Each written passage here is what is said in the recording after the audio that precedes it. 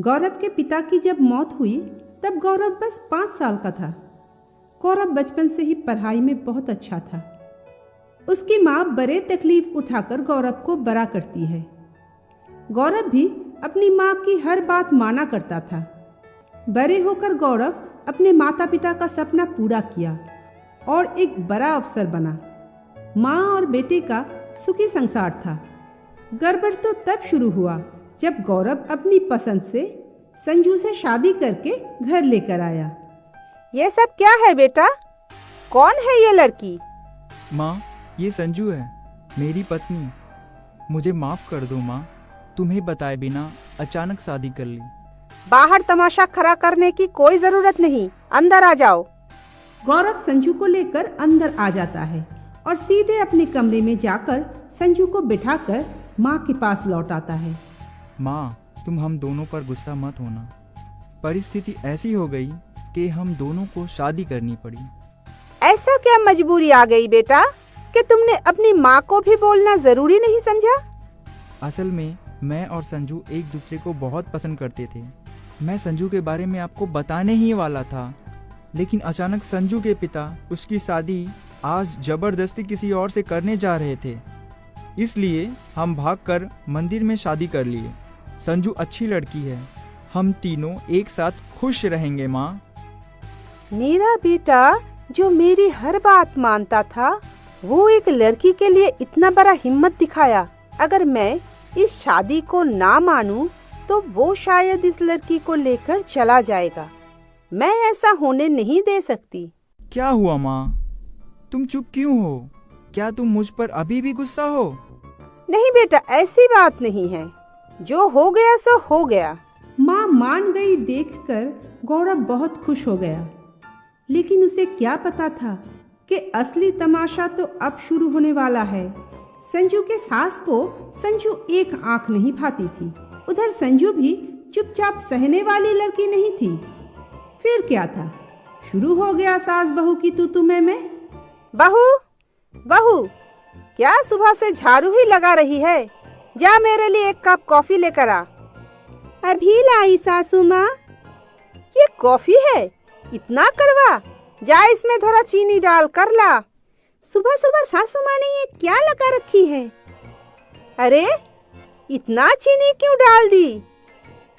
जा जाकर इसमें थोड़ा दूध मिला कर लेकर आ। अब तो हद हो गई। तुझमें इतनी भी अकल नहीं है क्या बहू? ये कॉफी है या शरबत? इसे थोड़ा गर्म करके ले आ। अब तो बर्दाश्त के बाहर हो रही है। सासू माँ को भी सबक सिखाना पड़ेगा। संजू भी गुस्से से कॉफी को एकदम उबाल कर लेकर आती है। ऐसे ही सास बहू की रोज रोज हर एक छोटी चीज को लेकर लड़ाई होती रहती थी। इन झगड़ों के वजह से आसपास वाले भी उनके घर आना जाना बंद कर दिया था। एक दिन जब सास खाना बना रही थी, तभी संजू आकर बोली, अरे, आप कैसे खाना बना रही है? ये करी ऐसे नहीं पकाते, ऐसे तो कोई नहीं खाएगा। इतने सालों में मेरी ही हाथ का बना हुआ खाना मेरा बेटा चाव से खाता आ रहा है, कभी कुछ नहीं बोला, और आज तो मुझे सिखाने आई है। करी ऐसे ही बनाया जाता है, समझी? वो सब पुरानी हो गई है सासू माँ। अब मैं आ गई हूँ, अब मेरी स्टाइल का खाना बनेगा। आप हटिए, मैं करती हूँ। फिर रात को खाने की टेबल पर जब खाना परोसा जाता है, तब गौरव बोलता है, आज खाना किसने पकाया है? मैं पकाई हूँ। अच्छा बना है ना? हाँ, पर माँ को क्यों नहीं पकाने दिया? उन्हीं की हाथों का खाना खाने की आदत है मुझे। अरे बेटा, ये मेरी बात कहाँ सुनती है? ये तो मेरे हाथ से सब कुछ ले करके राज करना चाहती है इस घर में। क्यों झगड़ा लगा रहा हूँ? मेरा दिमाग खराब हो गया है क्या? ऐसे ही इन दोनों के झगड़े से मैं घर में टिक नहीं पाता हूँ। अब जैसे भी करके हालत को संभालना ही होगा। ऐसी बात नहीं है माँ, संजू की कढ़ी भी बहुत अच्छी बनी है। तुम दोनों मिल बांटकर खाना पकाया करो, इससे दोनों के हाथों का खाना मुझे खाने को मिलेगा। गौरव की बात सुनकर दोनों ही चुप हो जाते हैं। और एक दिन की बात है, गौरव जल्दी से ऑफिस से लौट कर आता है और संजू से बोलता है, जल्दी से तैयार हो जाओ, शॉपिंग पे जाना है। सच में हम शॉपिंग जाएंगे? मैं जल्दी से तैयार होकर आती हूँ। और यही बात उसकी सास भी सुन लेती है। बहू रानी, तुम शॉपिंग में जाकर अपनी मर्जी का कुछ भी खरीद कर लाओगी? करवाती हूँ तुम्हें शॉपिंग, मैं भी फौरन तैयार हो जाती हूँ। संजू तैयार होकर जब बाहर आती है तो देखती है कि उसकी सास पहले से ही तैयार होकर बैठी है। सास को देखकर संजू को बहुत गुस्सा आता है। अरे माँ जी, आप बन कर यहाँ क्यों बैठी है? क्यों, समझने में परेशानी हो रही है क्या? मैं भी चलूंगी ना तुम दोनों के साथ शॉपिंग करने। बाजार में जाकर कुछ देर तक तो ठीक ठाक रहा, फिर एक कपड़े की दुकान पर कुछ कपड़े को लेकर सास बहू में फिर से झगड़ा शुरू हो गई। अरे तुम्हें कुछ अकल है कि नहीं? सस्ते में मिला तो लेने चल पड़े। देखने में चमकदार होने से ही कपड़ा अच्छा नहीं हो जाता। हाँ हाँ, जैसे दुनिया का सब अकल सिर्फ आपके ही पास है।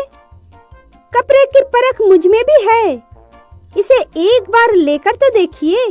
बहू रानी, मेरे बाल ऐसे ही धूप में सफेद नहीं हुए हैं, कपड़ों को देखकर ही पता चल जाता है, इस्तेमाल करने की जरूरत नहीं पड़ता। आप कहना क्या चाहती है?